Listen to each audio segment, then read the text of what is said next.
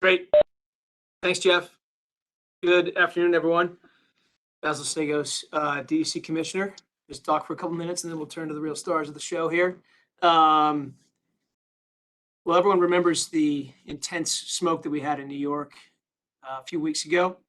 Hang on a second, is that? No, that's just Jeff. Everyone remembers the intense smoke that we had in New York a few weeks ago, and the big question was, what can we do about it? The answer was obviously shelter inside, try to avoid outdoor activities, and do as best as we can to get through the smoke conditions. But there's a small group of people who raised their hand and decided that they would run toward the source of the smoke and help to battle these fires, which have been raging across Canada now for several weeks, the most active fire season, I think, in recent memory. And that is our New York State DEC forest rangers, who are, I think everyone is aware, always the ones that run into danger when everyone is running in the other direction, acquitting themselves valiantly.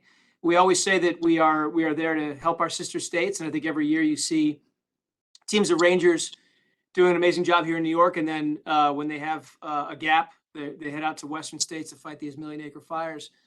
In this case here, it was northern provinces early in the season in Canada. So Governor Hochul spoke with leadership in Canada and made it known at a very high level that DEC was ready. Our rangers were ready to go and help fight these fires, and that's what we're here to celebrate today and hear from our rangers about. Just an amazing couple of weeks that they had up north. I had a chance to say goodbye to them as they were packing their bags, and I think the last thing I told them was, please take me with you. And they did not take me along, much to my dismay. I stayed back here in Albany. But I'm just so proud of the work that they do all the time, whether it's here in New York, whether it's in our sister states or provinces, just really helping to lead DEC's mission and really put public health as a priority while putting themselves always in the line of fire. So without further ado, I want to pass it to Chet, who can tell some of the incredible stories that they have from up north, and then he'll pass it down the chain and we'll take your questions. Chet. Thank you, Commissioner Sagos, especially for the kind words. So we started with an interagency crew. So we had forest rangers from New York State, and we had firefighters and personnel from Maine, New Hampshire, and Vermont. We were 14 in total, and we crossed the border and headed up to an area approximately 6-ish hours north of the border into Quebec in Canada. We ended up being on 4 fires. We were able to extinguish and put to bed 3 out of the 4 of those fires. That 4th fire was 12,000 acres when we started fighting fire. And later in that day, they evacuated us early via helicopter because things got a little warm and the fire behavior kind of crept up that day. But we were the first resources wildland firefighters to get foot and eyes on that fire, other than eyes from the sky. So with that, I'll pass it over to Anastasia.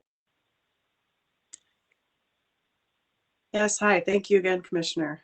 This is my first out-of-state fire experience, and it was a really excellent opportunity. Get to see different ways people do things out of country even. And it was an excellent 2 weeks. I'm extremely glad I went.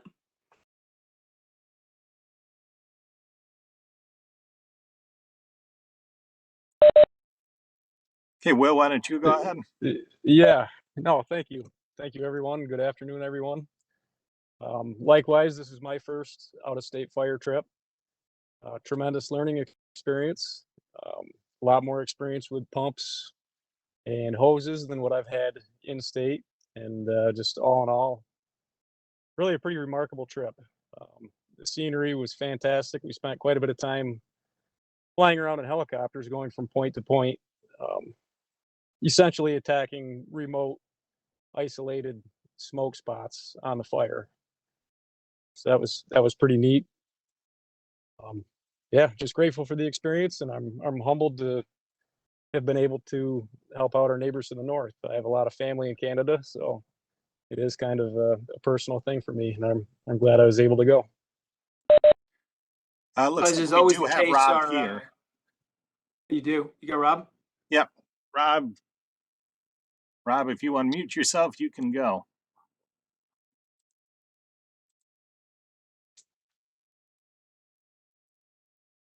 As you suspected, Commissioner, Rob's not the most technically inclined, I suppose. Rob, are you there? All right, well, we wait for Rob to figure it out. If anyone in the media has any questions, just use the raise hand and Jeff, I will before we unmute go you. to questions, let me just Yeah. say a couple things.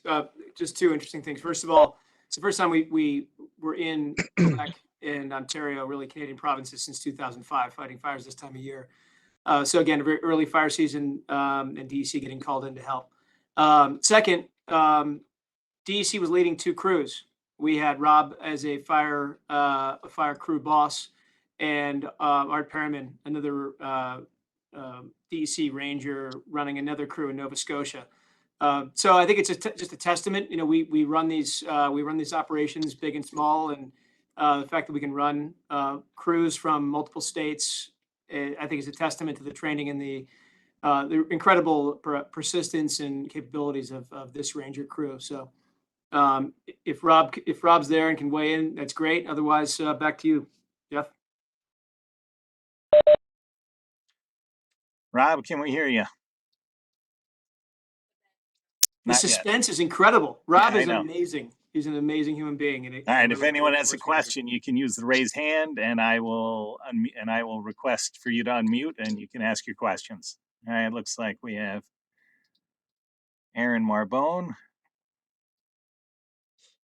Aaron, go ahead. Hi there. Can you hear me? Yes, we can hear you. Okay. Yeah, I was just wondering what made you raise your hand and agree to go toward the fire. It's I'm sure a dangerous job to do. Why did you see that as something important to do? For any of the rangers. Yeah, I'll take this one. You could each answer this one because you probably all have your own answer. So why don't we start with Chet, then go to Anastasia, and then go to Will. Okay. Hi, Aaron. Thanks for that question. I think it's as a forest ranger, I've been on for 10 years now, and this was my 5th fire, out-of-state fire mobilization. And we like going on these assignments. We raise our hands because it feels good to help other people. It feels good to work hard. Gives you purpose and meaning. I'm a father of 4, and my wife and my 4 kids. It's like it's a family job that we all take on together. So when I'm out of town for 18 to 20 days, everyone's picking up slack for Dad at home. So yeah, it's just kind of ingrained in who we are, and we're trained for it, and it's something we like to do.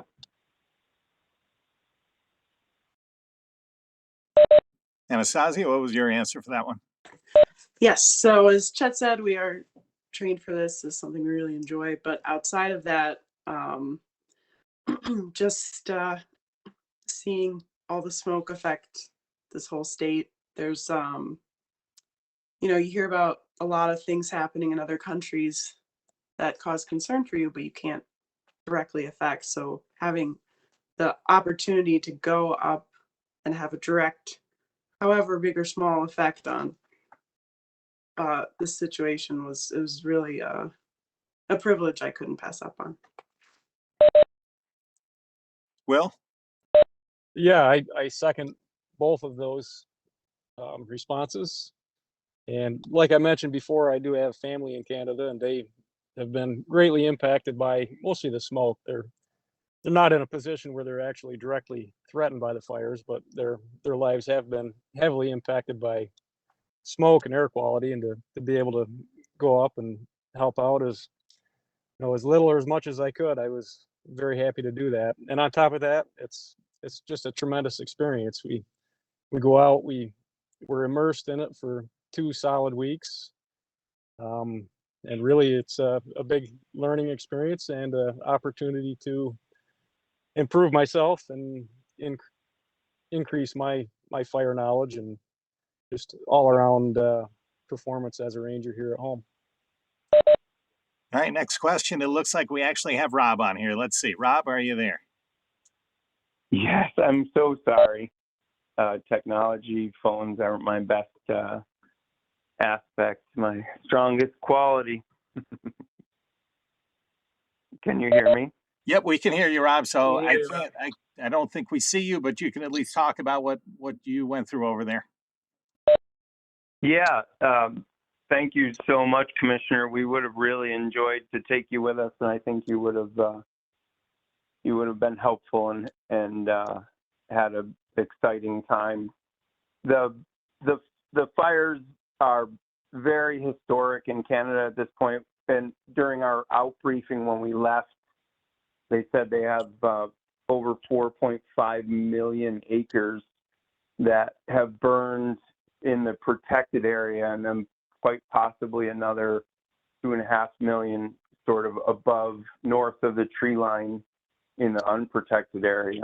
So they have a very serious fire season on their hands, and they're definitely asking for all the help that they can get. And it was a really nice opportunity to go and help them out and offer them our assistance. Thank you so much, Commissioner, for allowing us to go up there. And we were able to do a small part and stop 3 of the fires from growing and got them under control. And it'll take some time for them to fully go out, but they're controlled. They're not going to grow any larger. And then the 4th one that we worked on toward the end of our trip is just really raging out of control.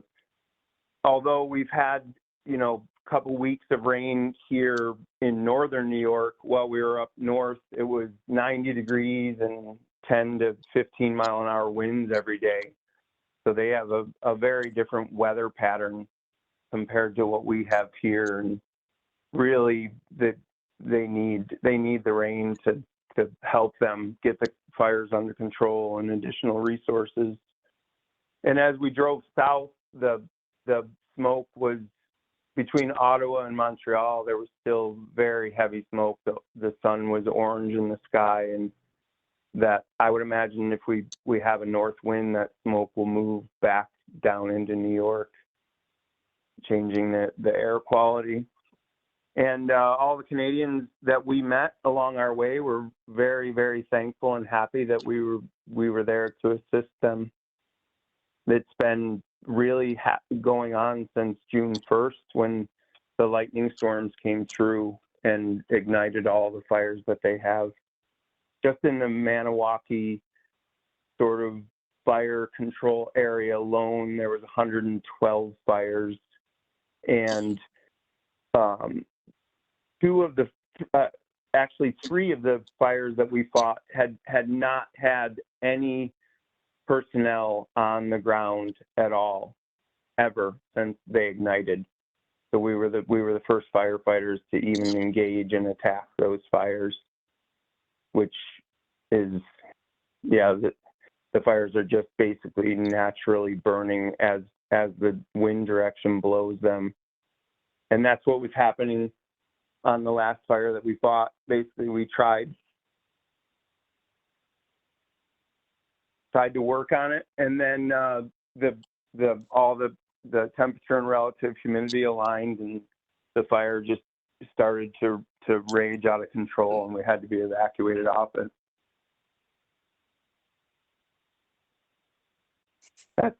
That's all I have. All right, next question is going to come to us from Emily Russell. Yeah, hey there.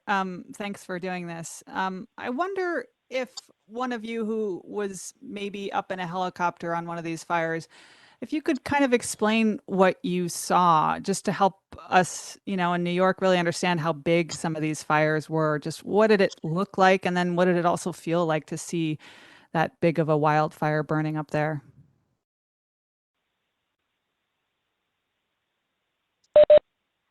Which one of you spent the most Anastasia, time do in the you wanna- helicopter? We all sort of equally spent time. Anastasia, you want to start, and then I'll speak as well. Yeah, absolutely. So on the initial fire we were on, it did fire activity. I think it was the second day, maybe the first day, but the fire activity really ramped up during that afternoon window. And this is the most extreme fire behavior I've ever seen. I want to say the spruce were about maybe 30, 40 feet, and they were torching. So they're becoming from the base to the top completely engulfed in flames. And they always tell you like a large fire front sounds like a freight train. And just the smaller scale, the sound of it was extremely dramatic. And the speed at which it went was also dramatic. We had to pull back to the road to a safe area and got to observe it do its natural thing. It was really remarkable. And then for the the larger fire that we got pulled off of that Rob was talking about, I think most of us had the opportunity to fly over the front or fly over a vantage point from the front and just see this immense wall of flame, this huge column of smoke. It was like I said, it was really remarkable to see. A little daunting, imagining being closer to that. Yeah, so the day that we flew to the largest fire, which was around 16,000 acres, we left from camp and then flew up to the fire. And there was about a half an hour flight to the fire and that we were going to attack. And on the way, we passed two other fires of which that we helped to suppress. And it was pretty amazing to me when we first were able to see where the fire had burned. We still flew approximately 10 minutes until we were at the head of the fire, which it's a long distance. It's like flying from Lake Placid to Lake Clear, and everything in between is burned. And there's burned out camps and cottages along the way, and all the dotting of lakes in between. And the fire basically travels in the moss and the lower growth on the forest floor. And as soon as it gets to a ladder fuel, which meaning a tree that has limbs all the way to the ground, it starts to build the heat under the tree, and it goes up into that tree, burns it, and then if it's hot enough, dry enough, and enough wind, that tree top just burns the next tree. And eventually you go from torching to a crown fire, where the fire is sustained just by literally burning treetop to treetop. And that's when fires grow very quickly. So the day that we were evacuated off the fire, things were pretty quiet in the morning. Fire was down on the ground, burning slowly, where we could attack it with hoses and pumps. And by early afternoon, it had gotten up into the treetops and was beginning to travel just in the trees and not burning the ground as quickly, which makes the fire grow fast. Next question is all I going to have. come from Pat Bradley.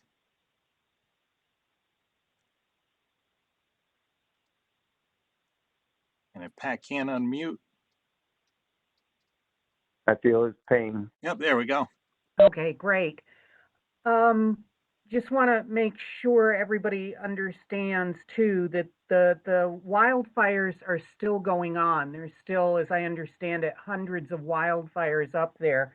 So I'm curious if New York plans to send folks back up there, and secondarily, would you guys go back again to fight these fires?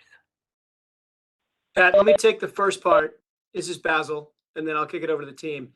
So we have indicated our availability to return to help fight fires in Canada.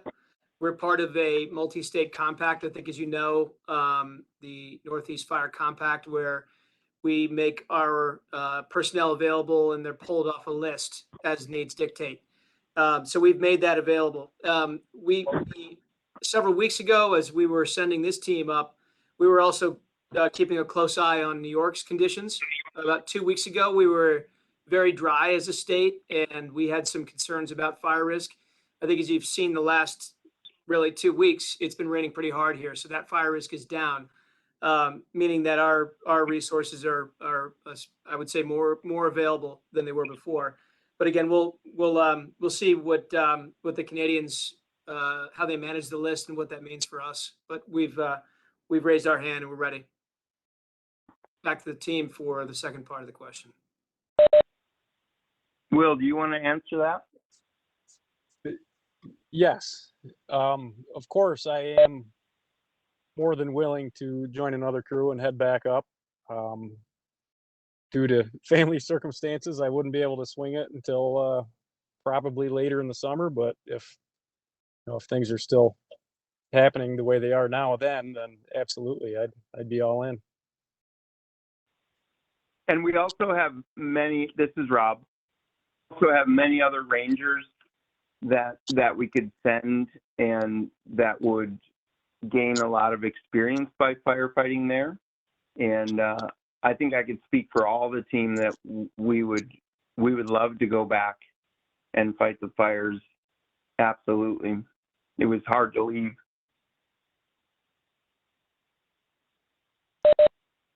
Next question is going to come from Rick Carlin.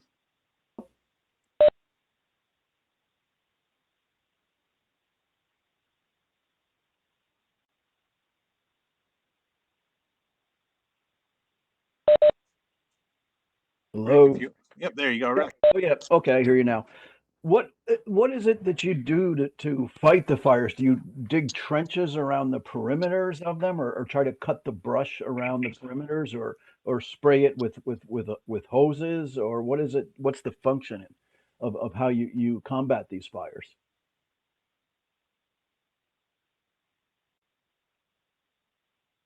So, Rick, this is Rob. The majority of the fire suppression, based on the type of ground there is there and the vegetative cover, most of it was putting a pump in a lake or water body and then running a hose lay and spraying the fire out on the edge of where it's burning in the moss and lower vegetation. And at the same time, on many of the fires, we had a couple of helicopters that were dropping Bambi buckets to keep the fire down, keep it out of the trees, and keep it down on the ground where we could control it. The second day that we were there on the initial fire that we fought, by 1 o'clock in the afternoon, the fire had started to get up into the trees and travel fairly quickly, and it ended up spotting across a logging road. And fortunately for us and for the fire suppression, we had 2 helicopters that were able to drop water on those spot fires. We had approximately 50 small spot fires that grew out in the woods, and very quickly the flames got to 3 or 4 feet tall, and those spot fires started to grow, which a fire that large, that with that level of flame length is you can't get close enough to stop it.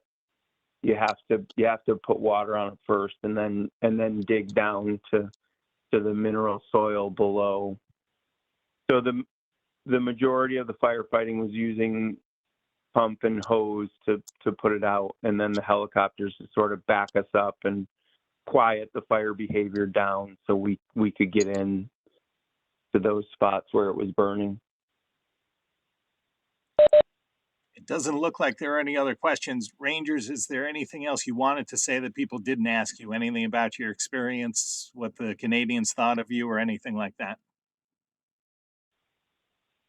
Chet, do you want to add some things? Yeah, sure. I guess I'd like to thank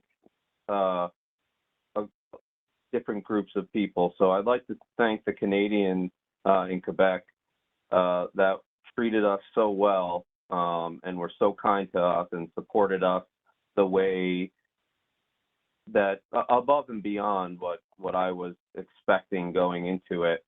And there was a language barrier, and it was mainly solved by them at times. So they were really wonderful. I'd like to thank the commissioner and the DEC and our command staff and administrative staff in Albany for doing all the behind the scenes work and all the networking and logistics and everything that goes into supporting our fire crew as well. And then I'd like to thank the actual firefighters that were on the ground with us, with the DEC, the Rangers, as well as our partners and wildland firefighters from Vermont, New Hampshire, and Maine. And I'll thank my wife and family as well. So that's all I have. Anastasia, do you have anything? Yeah, I just mostly like to second what Chet said. It was really it's a really great learning experience working with other agencies from different states, including other forest rangers from New Hampshire. Never met another forest ranger from a different state, so that was great. Will?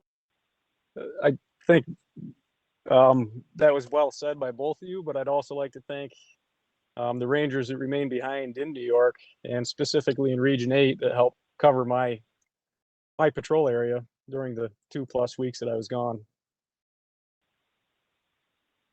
That's it. Yeah, for sure. So our trip, we go to Saratoga and get all of our equipment and join all the other Rangers that are going on the trip. And then we met the New Hampshire, Vermont, and Maine folks at the border, and then crossed.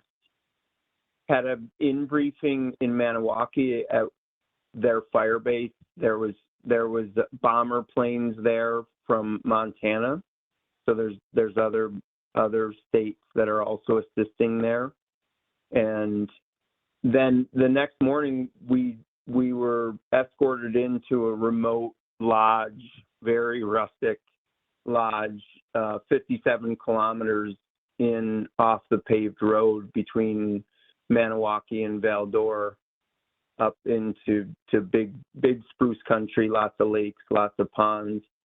And we stayed at that remote outfitters lodge every night the entire time that we were there. And we would drive from there. We had trucks, and we would drive to the fire and meet the helicopter and be flown around to different remote places on the fire. Many times there were places where the fire had jumped over, basically a kilometer wide lake.